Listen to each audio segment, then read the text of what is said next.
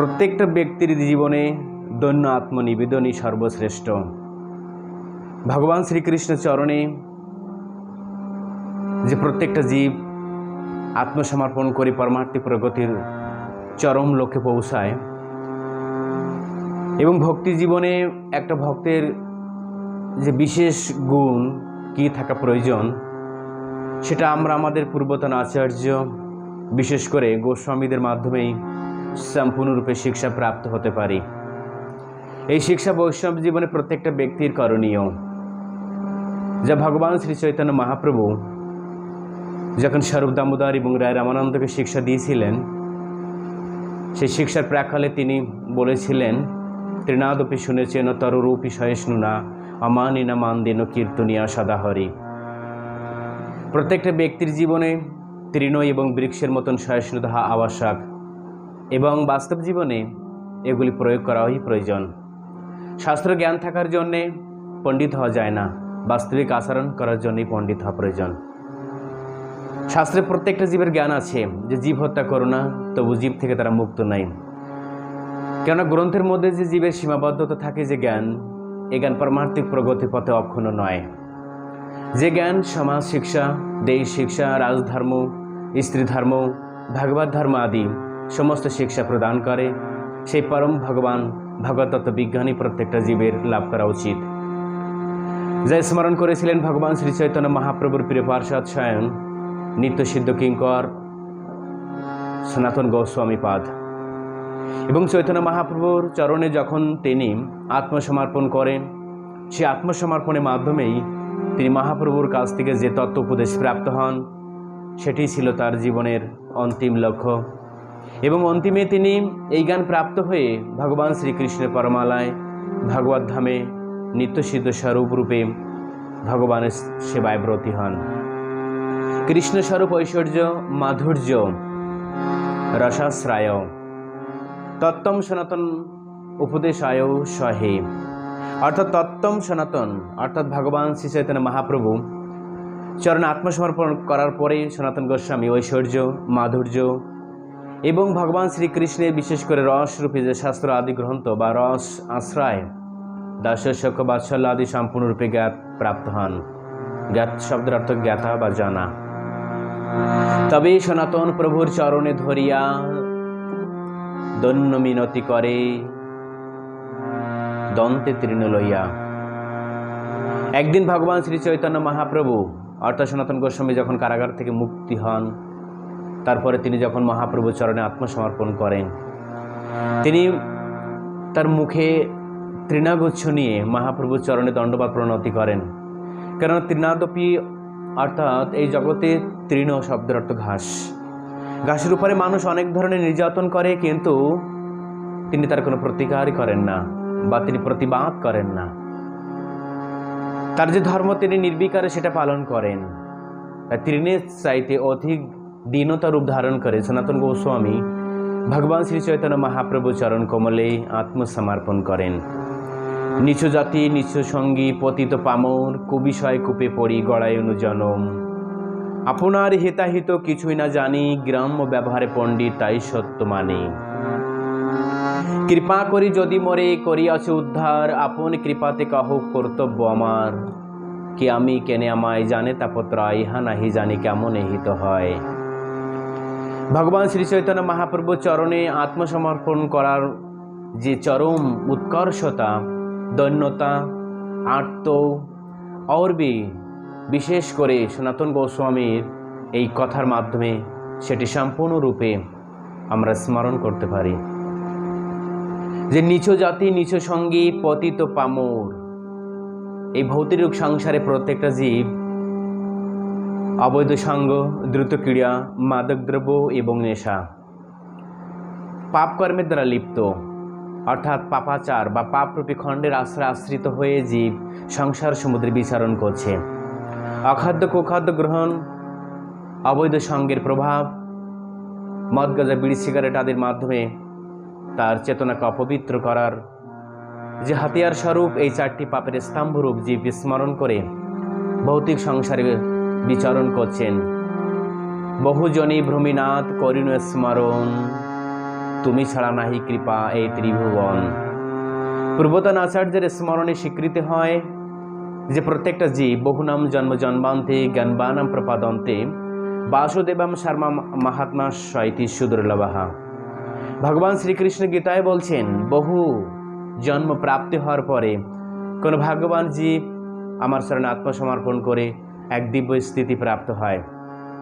জ্ঞান এবং কর্ম, যোগ এবং ভক্তি এগুলি আশ্রয় উৎকর্ষ প্রাপ্ত হওয়ার একমাত্র যে চরম পূর্ণতা আর বিকাশ পরিলক্ষিত হয় পূর্ণ বিকশিত রূপে, সেটা ভগবান শ্রী চৈতন্য মহাপ্রভুরই আত্মসমর্পণের মাধ্যমে। কলিকালে নামরূপী কৃষ্ণ অবতার, নাম হইতে হয় সর্বজগত নিস্তার।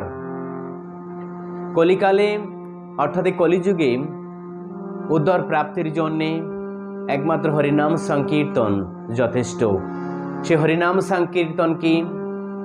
কলিশান্ত উপনিষদে বলছে, নাম সংকীর্তনাম যস্য দাত্রিশ অক্ষর মন্ত্রণাম কলিকলমশনাশনাম নাৎপারতরূপায় সর্ববেদেষু দৃশ্যতে।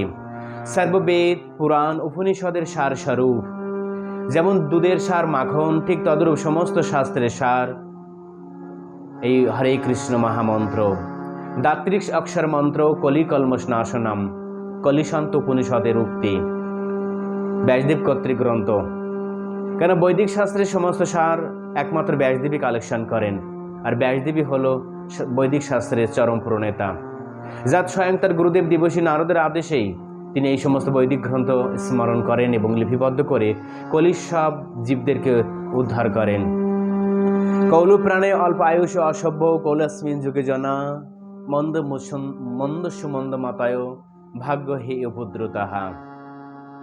কলিযুগের জীব প্রাণে অল্প আয়ু, সবার অল্প আয়ু বিশিষ্ট, অসভ্য, কলহপরাহা, অর্থাৎ তারা বাগ বিতর্ক, যুদ্ধ বিগ্রহ আদি এবং ঝগড়াঝাটির মাধ্যমে তাদের জীবন পরিচালিত।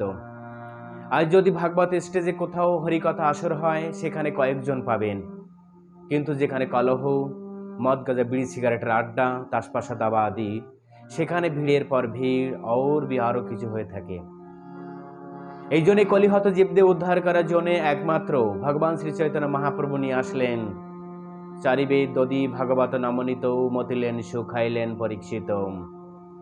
ঠিক যেমন সমস্ত বেদ ও শাস্ত্রে পরিপূর্ণরূপে ভাগবত সিদ্ধান্তকে সুখদেব গোস্বামী মহারাজ পরীক্ষিতকে পান করিয়েছিলেন, ঠিক তদ্রূপ গ্রন্থরূপে সাগরকে মন্থন করে ভগবান শ্রী চৈতন্য মহাপ্রভু কলিজীবের জন্যে হরে কৃষ্ণ মহামন্ত্র নিয়ে আসলেন।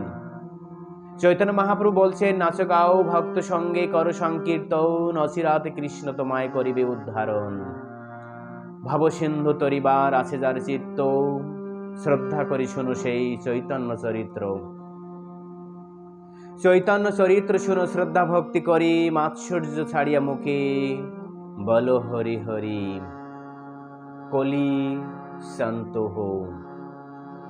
কিন্তু জীব ভৌতিক সংসারে গ্রাম্য ব্যবহারে পণ্ডিত, তাই সত্য মানি বিদ্বান, পণ্ডিত और জ্ঞানী নিজেদের শাস্ত্র অহংকারের মাধ্যমে মত্ত হয়ে ভৌতিক সংসারে ধন জন বিদ্যা নাহি পরিবার, অকাতরে গেল মোর জীবন অসহার।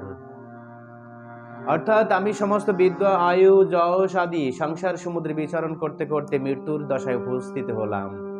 কে আছে মোর দেখিবারে, ভবসিন্ধু তরিবারে, উদ্ধারিতে নাহি কোনো উপায়।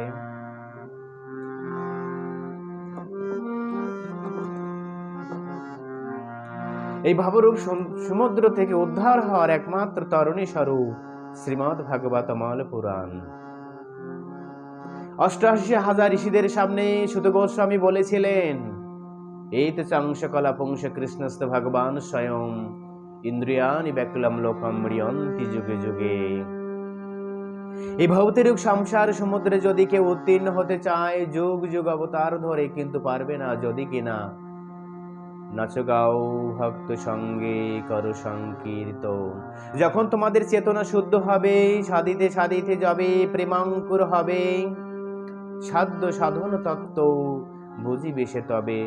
এখন তোমরা কিছুই বুঝবে না, যখন তোমরা ভগবান শ্রীকৃষ্ণের মহামন্ত্র কীর্তন করবেন, উত্তম কোয়ালিটি সাধু সঙ্গ করবে, তাদের শুদ্ধ ভক্তির কৃপায় যখন তোমাদের হৃদয়ে ভক্তি দেবী প্রকটিত হবে, তখন তোমরা তোমাদের স্থিতি বুঝিতে পারিবে। কি আমায় কেনে আমায় জানে তাপত্রয়, ইতি নাহি জানি কেমন হিত হয়। আমি কে, আমি কোথা থেকে এসছি, আর এই ভৌতিক রূপ সংসারে কেন আমি এত দুঃখ কষ্ট প্রাপ্ত হচ্ছি, এর আদি অন্ত মধ্য কি, আর কেনই বা আমার এই ধর্ম স্বীকার করতে হলো, মরণ ধর্ম। জাতস্য হি ধর্ম, জাতস্য হি ধ্রুব মৃত্যু, জন্ম ধ্রুব মৃত্যুস্য চ। ভগবান শ্রীকৃষ্ণ গীতায় বলছেন, অর্জুন, প্রত্যেকটা জীব জন্ম মৃত্যু চক্রে আবদ্ধ। তৈ বিদ্যমাম সম্পাপোৎপাবাজগরিষ্ঠা স্বর্গতি প্রার্থান্তে তেতম পূর্ণম সুরেন্দ্রাস্মস্তি দিবি দেবান দেবভোগাহান। অন্তবস্তু ফলম তেষাম তদ্ভবন্তি মাল্পমেদোষাম, দেবান দেব জানতি মদ্ভক্ত জানতি মামপিহি। তৈ বিদ্যমাম, বিদ্যা অর্থাৎ বেদ মার্গ অনুসরণ করে জীবে ভৌতিক সংসারের সমুদ্র বিচরণ করছেন। জড়বিদ্যা যত মায়ার বৈভব তোমার ভজনে বাধা, মোহজন্মী অনিত্য সংসারে জীবকে করে গাধা। এই জড় জগতের যে বিদ্যা, আর যদি উত্তম বিদ্যা হতো, তাহলে তার পিতা, তার মাতা, তার পুত্রের সঙ্গে জীব যে জ্ঞান নিয়ে আছে ভৌতিক সংসারে, এরকম কুব্যবহারের দ্বারা পরিচালিত হতো না। একজনের অশুভ ব্যবহার থেকে আরেকজনের মৃত্যু পর্যন্ত উপস্থিত হয়। ঝগড়াঝাটির মাধ্যমে কই জীব নিজের দেহটাকে বিনাশ প্রাপ্ত করে দেন। আত্মার তো কোনোদিন জন্ম হয় না, আত্মার কোনোদিন মৃত্যু নাই। ভগবান শ্রীকৃষ্ণ গীতায় বলছেন 2য় অধ্যায়, এর জন্য আত্মাকে জল দিয়ে ভিজানো যায় না, রৌদ্রে শুকানো যায় না, অগ্নিতে পোড়ানো যায় না, অস্ত্র দিয়ে কাটা যায় না। জাতস্য হি চিন্মহেং মামিবংশ জীবলোকে জীভূত সনাতনঃ, মনষষ্ঠ ইন্দ্রিয়াণি প্রকৃতি স্থানি কর্ষতি। ভৌতিক সংসার সমুদ্রে যখন যে বিচরণ করে, ভগবান শ্রীকৃষ্ণের মায়া শক্তির আকর্ষণে সেই এই ভৌতিক শস্য সর্ব আদি, আর বিশেষ করে শব্দে স্পর্শ রূপ রস গন্ধের দ্বারা মোহিত হয়ে জীব এই ভৌতিক রূপ সংসারে বিচরণ করেন। ঠিক যেমন একটা কুকুর দুমুটো অন্নের জন্যে, আপনার পেট ভোজনের জন্যে সারা গ্রাম পরিভ্রম করে, এই মানুষও তাই পেট ভরা বিদ্যা শিক্ষার জন্য আজ দেশ বিদেশ পর্যন্ত আর বিভিন্ন জায়গায় পরিভ্রম করে, কিন্তু লাস্টে যে বিদ্যা প্রাপ্ত হয়, ওই বিদ্যা তার মৃত্যুর সংসার কবল থেকে কোনোদিন উদ্ধার হওয়ার রাস্তা পরিষ্কার করে দিতে পারে না। এই জন্য বলছে, কে আমি কে, আমি কোথা থেকে আসলাম, আমার ধর্ম কি, আর আমি মৃত্যুর পরে কোথায় যাব। যদি বাস্তবিক এই সিদ্ধান্ত যদি বা এই প্রশ্নের উত্তর যদি কোথাও না পাওয়া যায়, সে শাস্ত্র নয়। নোসা মাতা, নোসা পিতা, নোসা বন্ধু, নোসা শাস্ত্র, দৈবী তরেত সমুপেতি কার্যাহাত। যদি আমার প্রকৃত আত্মসুজন ভৌতিক সংসার সমুদ্র থেকে উদ্ধারের যদি মার্গ প্রদর্শন না করে, তা প্রকৃত বন্ধু বিনয়, আত্মবিনয় কেউ নয়। পিতামাতা, আত্মীয় স্বজন সবাই ফিনার মতো রহে অল্পক্ষণ। সমুদ্রের ফিনা যেমন সমুদ্রে মিশয়, পঞ্চভূতের দেহ তথা হয়ে যায় লয়। এই সংসার সমুদ্রে আমার জন্ম মৃত্যু জরা ব্যাধি দুঃখ দোষ অনুদর্শনম। আমি যে দুঃখ কষ্ট ভোগ করছি জন্মরূপে ব্যাধি প্রাপ্ত হয়ে, অর্থাৎ এই জড়দেহ প্রাপ্ত হয়ে। বন্ধুগণে, জড়দেহ তো অনির্দিষ্টকালের জন্যে, নির্দিষ্টকালের জন্যে নয়। আরে এই অনির্দিষ্ট দেহের জন্যে জীব ভৌতিক সংসারে বিচরণ করছেন। কিভাবে? জীবের যে বাসনা কোনোদিন শেষ হয় না। কত বাঞ্ছা করে তারে ভালো থাকিবারে, প্রকৃতি ভাঙিয়া দেয় সব বারে বারে। আমি যতই চেষ্টা করি এই জগতে দীর্ঘদিন থাকার জন্য, কিন্তু একদিন একদিন আমাকে মৃত্যুরূপী সংসার যাত্রা থেকে বিদায় নিতে হবে। ঠিক যেমন এই ভারতভূমির সম্রাট ছিলেন মহারাজ কৃষ্ণদাস আদি মহাবিন্দুগণ। মহারাজ যখন তিনি মৃত্যু দশায় উপস্থিত হলেন, তিনি বুঝতে পারলেন আমার পিতার আজ্ঞা আমি কখনো পালন করিনি। তার পিতা তাকে উপদেশ দিয়েছিলেন, পুত্র তুমি তো এই দেশেরই রাজা, আর অন্য দেশ আক্রমণ করে জয় করার কোনো আবশ্যকতা নেই, কেন সবাই একদিন মৃত্যুরূপ সংসার সমুদ্রে যাত্রী। তিনি পিতার কথাকে অমান্য করে সারা পৃথিবীর একচ্ছত্র সম্রাট রূপে গৃহীত হন। কিন্তু তিনি যখন মৃত্যু শয্যায় উপস্থিত হন, তিনি অনুভব করতে পেরেছিলেন তার প্রীতিদেবের সেই বাক্যগুলি। তাই তিনি তার পুত্র এবং তার রাজবৃন্দদের বা রাজমন্ত্রীদের ডেকে একদিন বলছেন, হে প্রজাবৃন্দ বা হে রাজমন্ত্রীগণ, আমি যতই প্রাপ্ত হয়ে ভারত ভূমিতে রাজত্ব করেছিলাম সারা পৃথিবীর একচ্ছত্র সম্রাট রূপে, কিন্তু এই সম্পত্তি রূপ সংসারকে আমি আমার সাথে নিয়ে যেতে পারছি না। আমি এসেছিলাম খালি হাতে, চলে গেলাম আবার সেই খালি হাতে। এমনকি আমি যে অবস্থায় এসেছিলাম ওই অবস্থায় আবার এই ভৌতিক সংসার থেকে উদাহরণ হয়ে আমি চলে গেলাম। তখন আমি ভারত ভূমি থেকে যদিন আমার মৃত্যু যাত্রা চলে যাবে, ওই দিন তোমরা হাত দুটি আমার উঁচু করে রেখে দিও। আর যদি কেউ জিজ্ঞাসা করে রাজার হাত দুটি উঁচু আছে কেন, বলবে আমি খালি হাতে এসেছিলাম, আবার খালি হাতেই চলে গেলাম। তাহলে অত আসক্তি কিসের? তা আমি কে, আমি কোথা থেকে এসেছি, আমি কোথায় যাবো? তাই সনাতন গোস্বামী বলেছে, প্রভু তুমি আমাকে সেই উপদেশই প্রদান করো। তাই মহাপ্রভুর এই আকুল চরণে যখন তিনি প্রার্থনা করলেন মহাপ্রভুর আশ্রয় হয়ে, সনাতন গোস্বামী তখন বললেন, কৃপা করি সব তত্ত্ব কহ তো আমারে। প্রভু কৃষ্ণ, কৃপা ছাড়া তোমার আশ্রয় আমার আর জীবন তো উপদেশ নাই, কৃপা করি সব তত্ত্ব কহ তো আপনি। মহাপ্রভু তখন বলেছিলেন, হে সনাতন, জীবের স্বরূপ হয় কৃষ্ণের নিত্য দাস, কৃষ্ণের তটস্থ শক্তি ভেদাভেদ প্রকাশ। সবাই ভৌতিক রূপ সংসার সমুদ্রে ভগবান থেকে এসছেন, আরো হে পরমব্রহ্ম ভগবান স্বয়ং শ্রীকৃষ্ণ ব্রজেন্দ্র নন্দন, কিন্তু কেউ না মানে, আর কেউ মানে সব তার দাস, যে না মানে তার হয় সেই পাপে নাশ।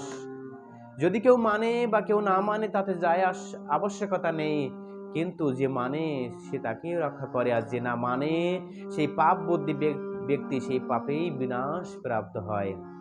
বন্ধুগণ, সংক্ষিপ্তর জন্য আমি আজ সেইটি স্মরণ করলাম, আমি কে, অর্থাৎ আমি ভগবান শ্রীকৃষ্ণের সেবক।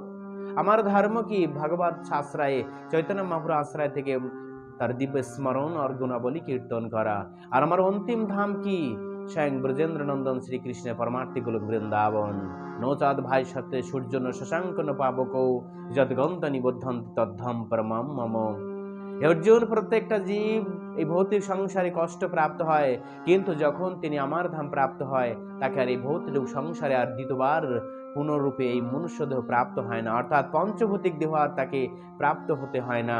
সে অনাবিল এক শাশ্বত নিত্য এক অপ্রাকৃত ধাম আমার শাশ্বত আলায় ফিরে আসে।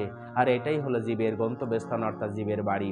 পিতামহমস্য জগত মাতা ধাতা পিতামহ, বেদ্যম পবিত্র অঙ্ক ঋক্ষম যদুরে বোচা, গতির ভর্তা প্রভু সাক্ষী নিবাসাম স্মরণম সুহুত, প্রভাব প্রলয় নিদানম বীজনম অব্যয়ম। গীতা নবম অধ্যায় ভগবান শ্রীকৃষ্ণ বলছেন, সবকিছু আমি গতির ভর্তা প্রভু সাক্ষী, আমি পিতারও পিতা, পিতামহমস্য, আমি ধাতারও ধাতা, আমি সমস্ত রক্ষারও রক্ষিতা। কিন্তু ভৌতিক সংসারে মায়াবদ্ধ জীব তৈগুণ্য অর্থাৎ ত্রিগুণাত্মিকা মায়ার দ্বারা বশীভূত হয়ে মামিভ্য পরমম অব্যয়ম, আমাকে পরম অব্যয় রূপে জানতে পারে না। কেন?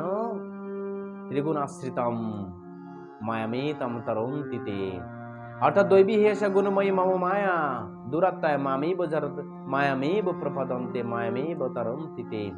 দৈবী মায়া খুব অতি দূরতিক্রমিয়া জয় করা, কিন্তু যখন কোনো ব্যক্তি আমার শরণে প্রপত্তি স্বীকার করে, এই ভৌতিক সংসারের সমুদ্রে মায়া থেকে সে চিরতরে উদ্ধার লাভ করে। তাই আমি এখানে আর বিস্তারিত আলোচনা না গিয়ে এখানে জীবের স্বরূপ যে অ্যাড্রেস, স্বরূপ যে ঠিকানার আংশিক, বিস্তারিত নয়, আংশিক রূপে আমি এখানেই সমাপ্ত করিলাম। হরে কৃষ্ণ হরে কৃষ্ণ, কৃষ্ণ কৃষ্ণ হরে হরে, হরে রাম রাম রাম হরে হরে। সর্বজীব সুখিন ভবন্তি। জয় শ্রীলা গুরু মহারাজ। হরি বল।